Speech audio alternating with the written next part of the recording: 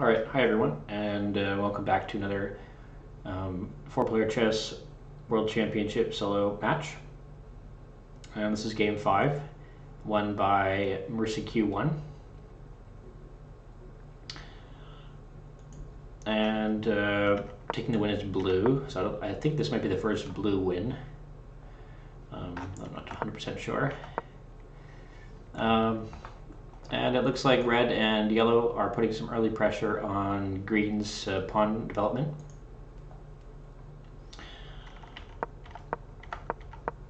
So that looks like it's their strategy going in.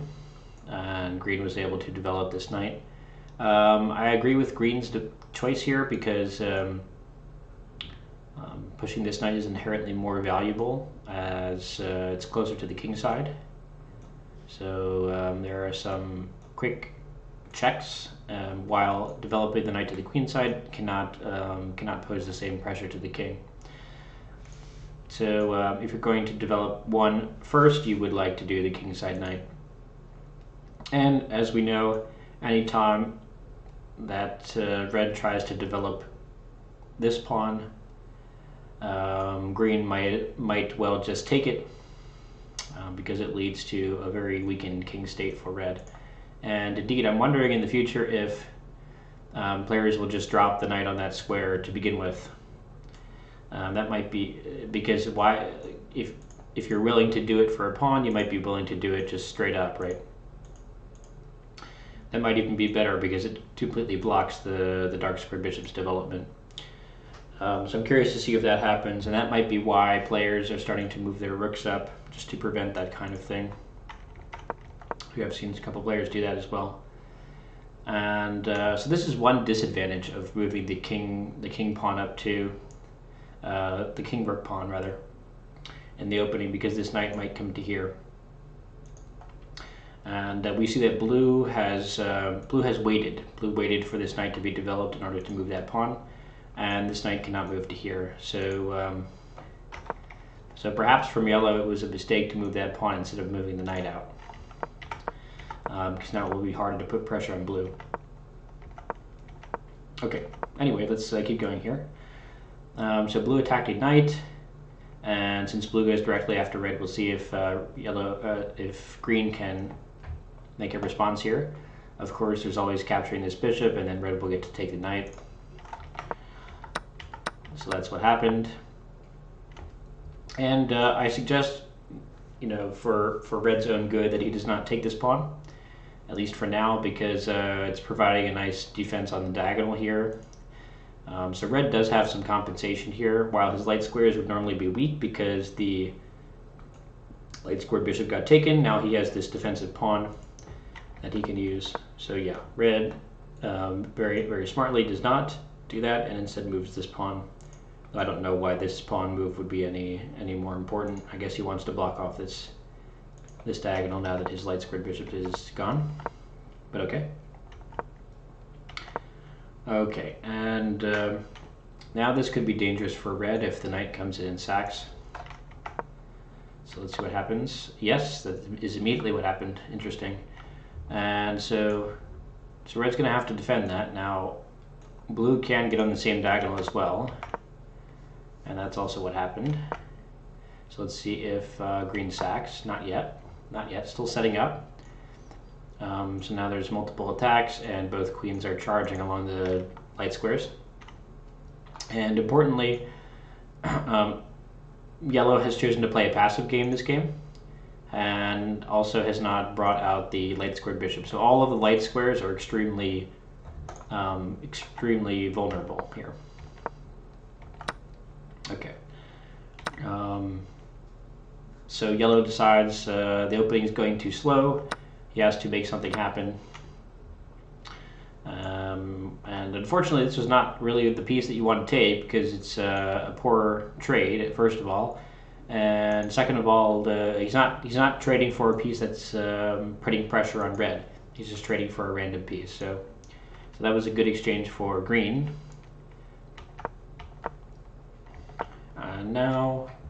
Now pressure's coming down on this pawn, so let's see if red chooses to defend that. Okay, and I like this move by green because he assumed red would go for the defense here, and he moved the pawn up. So now red next turn will not be able to en passant, or en passant, yes, if I say it in the French way. And so he got to block it off with red there for free, which is nice. So I like that move from green. And it seems that red has somewhat stabilized the king. As we've seen in some recent games, green and blue here are just circling like sharks. They're waiting for an opening. Not sure why I highlighted those two squares there. They're waiting for an opening. They're not willing to sacrifice material until they have a concrete threat. Okay, but more pieces are being brought into the fight here, and still we're waiting for yellow to start playing the game. Okay, so what was that? That was the knight moved, and the knight moved back for blue. But now the reason he moved back in this case is because now there's a check. So now red has to move away again if he doesn't want to get checked. Yeah. So now red's in a situation where he's going to get checked by blue, or he's going to get checked by green. So now actually green could probably take this, and then red would go ahead and check, and then the queen would drop. That might happen, but not yet. Not yet. They're still building up. Okay, here comes the attack. So now we'll see what green decides to do to follow up. Obviously, he should do something.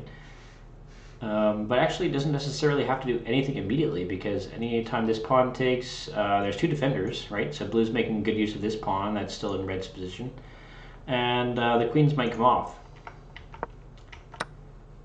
Okay, so actually instead it's going to be a trade here.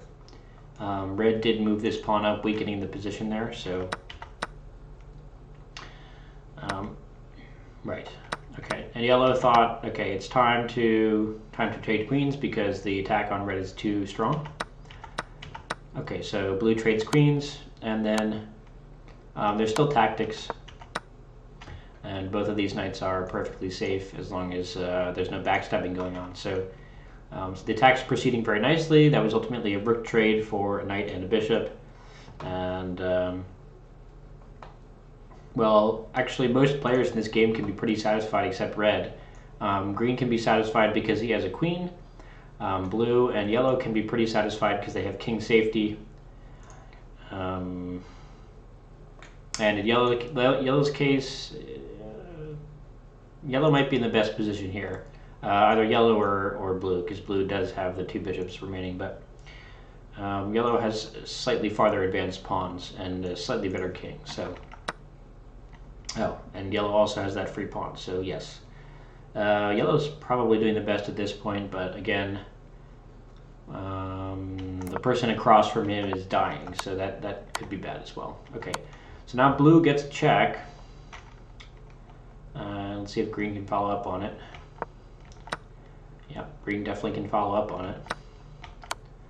And there's another check, and this should be made very soon here. Yep, it's a one-move checkmate. And in the meantime, yellow was able to win a bishop, and okay, I'm not sure if you really want to take that because now you're losing your own pawn. I know this pawn isn't super important because it's a doubled pawn, but still, for yellow, I don't think you should greed and to trade your pawn for green's pawn, right? At this point, it's better to preserve your own material. Okay, but blue decides not to take this because, well, you could take this and you could envision yellow coming back to protect, and then at the same time green coming and eliminating you. So blue feels he has to get castled. He's probably right.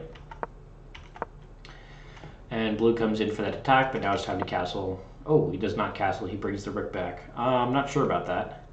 I think castling would be plenty safe right now. Okay. Blue disagrees. And blue's having a little trouble getting developed here with this light square bishop. Okay, so he's going to move the... Okay. A little confused about Blue's development plan now. Okay, so he's going to slowly walk the king over. Okay. Well, I think if that's the position you were going for anyway, it would have been better just to castle. Okay, but now we see green is the point leader, right? So even though green has a material advantage, or at least has a queen advantage, queen doesn't play as well when there's two people playing against you. When there's two people playing against you, it's better to have more pieces. Because your queen typically just gets attacked over and over. And nothing can really come of it. Okay, so here, let's see, we're getting a lot of moving back and forth. Let's just sort of skip ahead till something happens. Okay. Right, so blue wanted to get rid of that pawn, so this pawn could one day just go ahead and promote.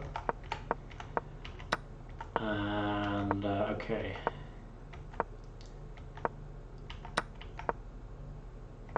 Okay, and now green did not choose to protect that bishop, so green wants blue to take.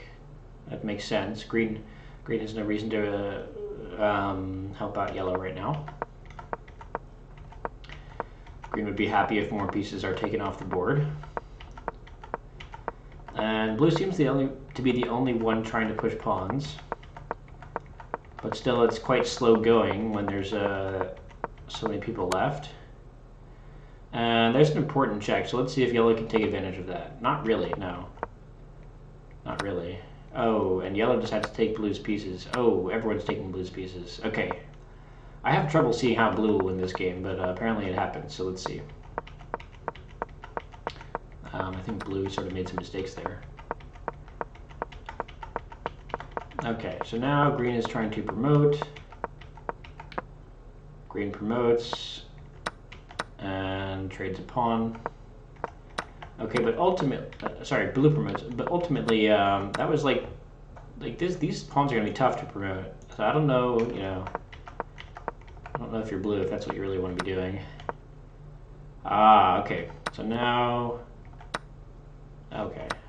green's gonna have a tough time promoting as well. Oh, and that's a real scam move right there. Okay, so green got scammed out of his queen. Now we can see why this is happening this way. Right, so that was a huge mistake. And ultimately, I think it was sort of green's game to lose, but as I mentioned, the queen does not play as well if you are 1v2ing, and that's like your only real piece left. The queen plays the queen plays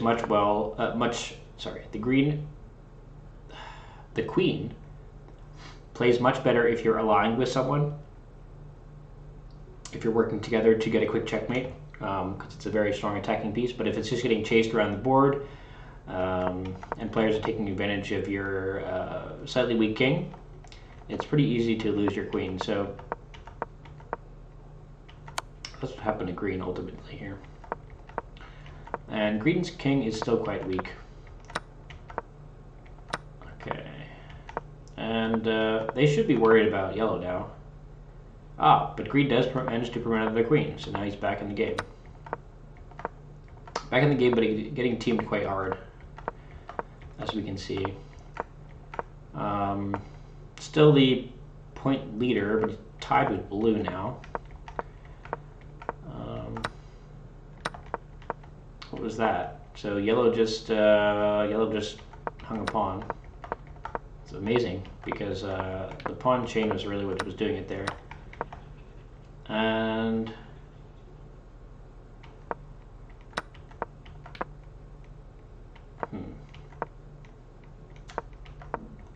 okay, so now green did manage to promote two queens,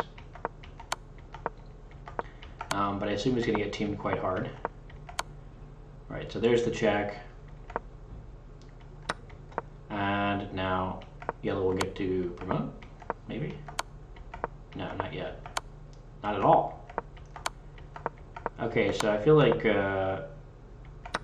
green should be able to take this now. Although he should not have given up that queen for a rook. Was that just a pin? So the rook was just skewering or pinning. Yeah. Oh wait, that's an extra. It's only 1 point now. Okay, so they still give 1 point for double checks. It used to be much higher.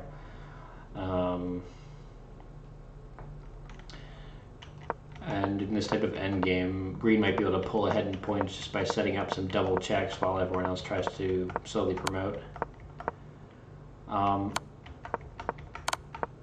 That's another 1 point. Another 1 point.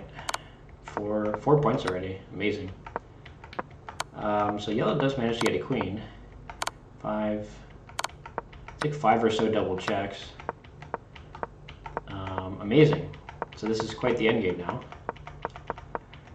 And blue has to preserve that pawn. Yeah. Okay.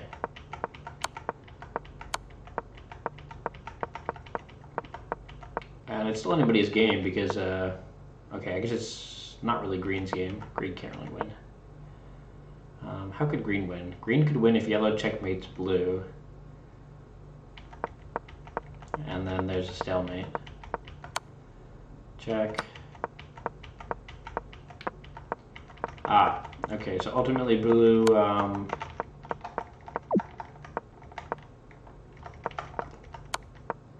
did someone time out? Or did someone resign?